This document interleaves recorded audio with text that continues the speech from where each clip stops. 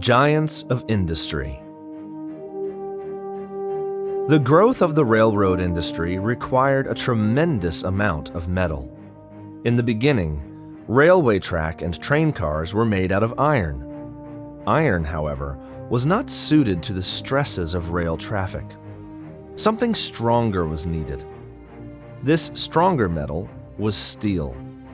Steel is an alloy or mixture of iron, carbon, and other elements, and is much stronger than iron is on its own. New processes for making very durable steel made it an ideal replacement for iron.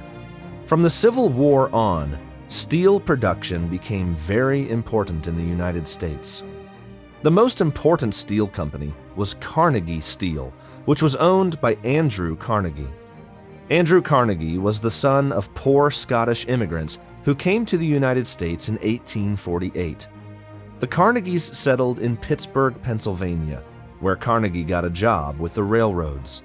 He was a brilliant young man and good at business, and eventually had a lot of responsibilities managing the Pennsylvania Railroad. He used some of his money to invest in the new steel industry. Carnegie then set about founding Carnegie Steel. He was very successful and bought up other companies. Carnegie Steel eventually became the largest steel producer in the country, with steel mills all over Pennsylvania and the Midwest that employed thousands of people. Carnegie became one of the richest men in the world. When he retired in 1901, he sold his company for $480 million, which is around $14 billion in today's money. Though he was very rich, Carnegie never forgot his origins as a poor immigrant.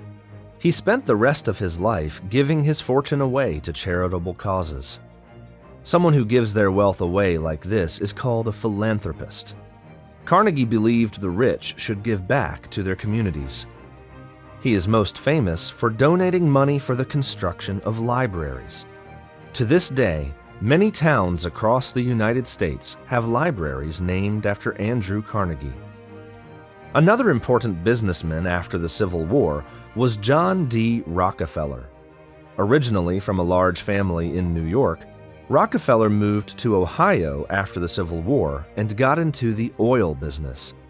Oil was a relatively new industry in Rockefeller's day. The first oil well in the United States had only opened for business in 1859, but it was becoming very important.